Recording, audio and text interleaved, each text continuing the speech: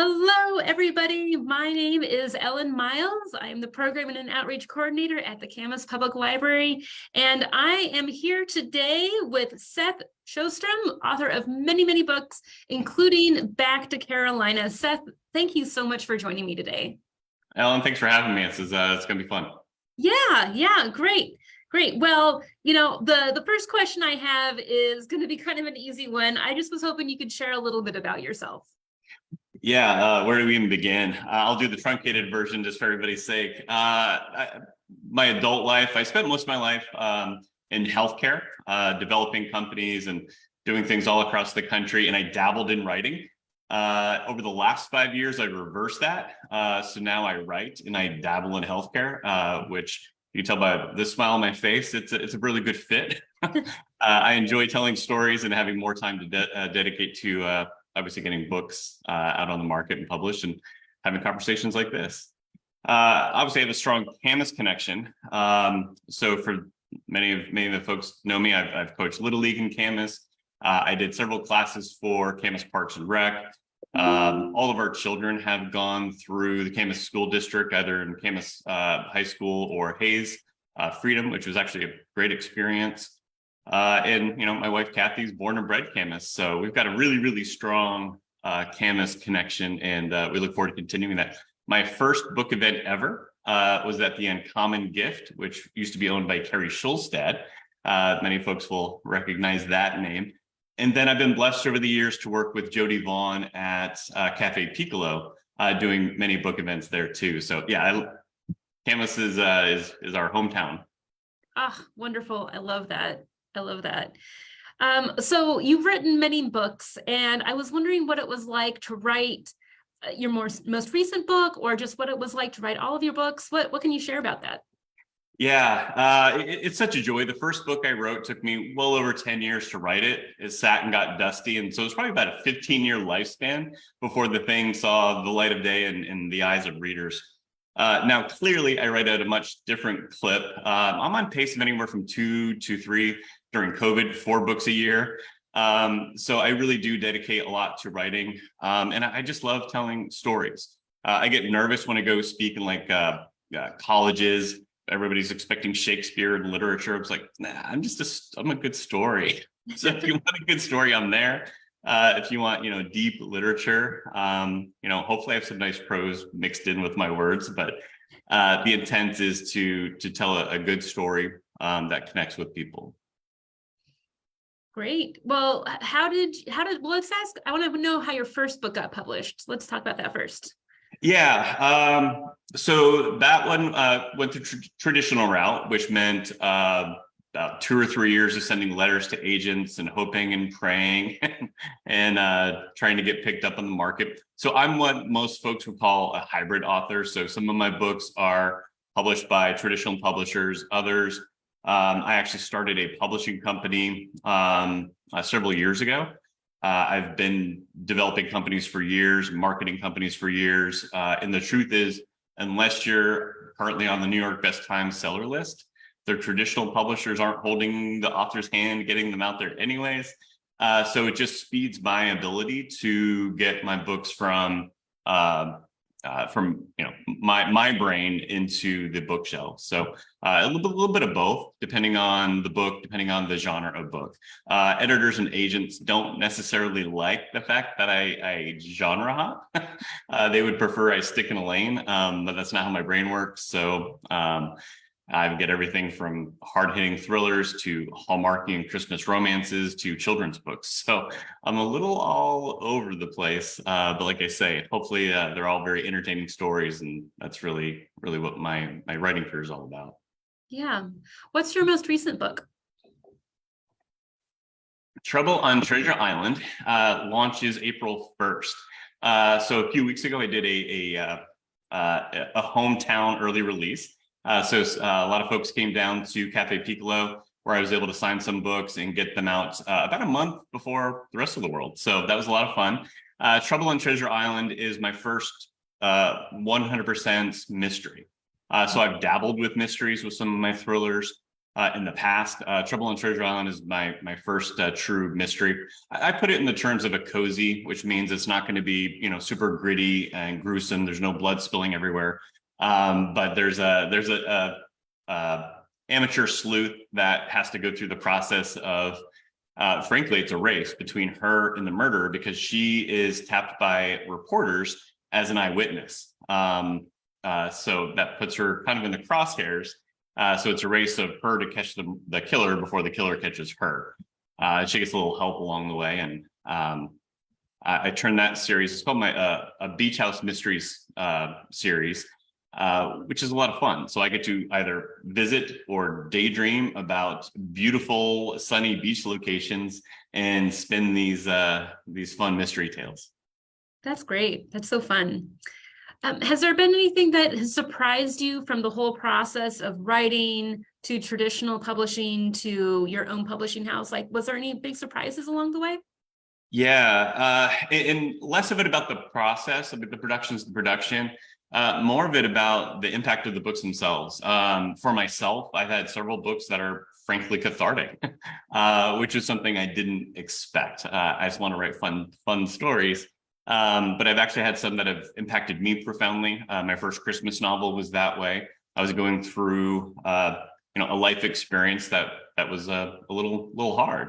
And it was right before the holidays. And this Christmas story just kind of spilled out of me. It's probably the fastest I wrote a book, but it was very healthy for me. And I found that book has actually helped others who are going through a similar experience. And then when I'll be at book signings, I'll have folks that come up and either they've read one of my books themselves or they've had a family member read one of my books, and they'll share how it's impacted them. Sometimes it's one of my, touching books, which makes sense why it might impact somebody on an emotional level. Sometimes it's Penance or Patriot X, my thrillers that they just really enjoyed the story. They really enjoyed the character so much that I've been invited out for bourbon and cigars or invited to people's birthday parties to talk about my book. It's just really interesting experiences as a writer that I never in a million years would have thought of. That's so interesting. That's great. Is there some advice that you would give to aspiring authors? Yeah, absolutely. Write for yourself. The truth is, there's no 100% audience out there for any book. There's always going to be people that like your book. There's going to be people that don't like your book. Whether it's philosophical, ideological, religious, wherever your background is, write the story that you fall in love with. For one, it's a ton of work. So enjoy the process. Whether it's writing the story in the first place, whether it's going through the editing and yet editing again. It's all a big process. And then that's just the start of it. Then you've got to get your book into the hands of readers, which is tons of marketing and a lot of grind. So write the book that you love, that you're passionate about, that makes all that, which sounds really arduous, not really painful at all, because it's just part of the experience of something that you nurture and love. So definitely write the book that you love and don't worry about what other people think. Just get it out there and let the chips fall where they are. That's great advice. That's really good advice. Do you personally have a favorite book that you've read that you would recommend to people? Yeah, I'm going to cheat and do a couple, and I'm going to cheat yet one step further. A lot of it, I'll find authors and I'll find series that I fall in love with or that impassion me in some way. Recently, I had the pleasure of meeting Nancy Nagel at a Hallmark Christmas Con. So Nancy Nagel has written almost 24 books. She's had several of them either turned into movies or optioned to write the book version of a movie screenplay for Hallmark and the Hallmark Channel. So her book, like The Shell Collector, is a great story. It's a great book that people connect to. Not my normal genre to read. I write a little bit in that genre. Vince Flynn, I love all the Mitch Rapp series. So Memorial Day was one of the first ones I picked up of his, and really kind of helped shape my vision of kind of the thriller world. So I really enjoy all of Vince Flynn's books. Yeah, those are great ones to delve into. Wonderful. Okay. And I will search those up in the library catalog and provide some links to those in the show notes on the YouTube link for those so people can find those books. Thank you for that. Okay, so we did have a couple questions from the audience. And so Travis from Camus wants to know, how do you make time to write all your books? Great question. In the beginning, it was whatever time I could get my hands on. Early in the morning while the family was still sleeping, late at night when the family had gone to sleep. Anytime I was in a hotel room, a restaurant on my own, a coffee shop on my own, or an airplane, I was writing. Now, over the last 5-6 years, I've turned writing as my primary business. So I actually do prescribe time in my calendar for all aspects of writing, for actual writing, for editing, for book production and book promotion. So I do treat it like a business. It doesn't take any of the joy out because the writing part is still pure and it still just comes from the heart and the head, and I just let it spill out. But I do take it very, very seriously, and I'll schedule those patterns and times in just like any other job, just to make sure that I'm time on task. Yeah, great. Okay, well then Juan from Vancouver asks, which book of yours was the most fun to write and why? Man, that is one of the hardest questions you can hand a writer. They're all your babies, right? I'm not supposed to have favorites. Oh my gosh, I love the last one. Trouble on Treasure Island was a blast to write. Just the setting was just stunningly beautiful, and I actually spent some time in the setting while I was writing the book, which is super helpful and a lot of fun. If I had to pick a favorite that was most fun, I'll have to go with Patriot X. Patriot X was a challenging series to write. It was a hard-hitting military thriller series. And frankly, it came from a lot of angry emotion from things like all the way back to 9/11 and some things that have happened in the world that I didn't see justice come out. So in the writer's mind, I'm like, all right, let's play this out a little differently. Let's say, the headlines had a little different course of action in there, and that seeds stories like Patriot X. But the one reason why Patriot X turns out so fun for me is a sideline character. It's not even the main character. My favorite, most fun character, right, is Kate McBride, which is a very she's this little tiny framed ball of fire, and it comes out in her attitude and her actions, and she's just an absolute joy every time I write a scene with her in it. That's great. Wonderful. Well, how can people find you and your books?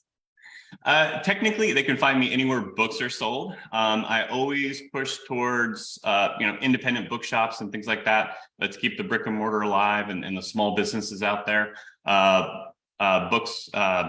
Bookshop.org helps that. So you kind of get the Amazon-like experience, but still get to contribute to independent booksellers.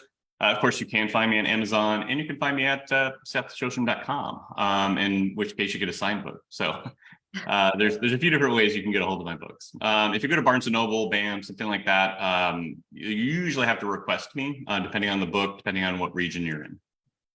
Okay, great. I'll put links to those in the show notes for the YouTube link as well. Thank you. So Seth, those are all the questions I have today. So thank you so much for coming and talking with me over Zoom. And this was super fun. And I hope you enjoy the rest of your afternoon. Ellen, it was a pleasure. And thank you everybody for watching and listening. All right. Bye, Seth. Bye-bye.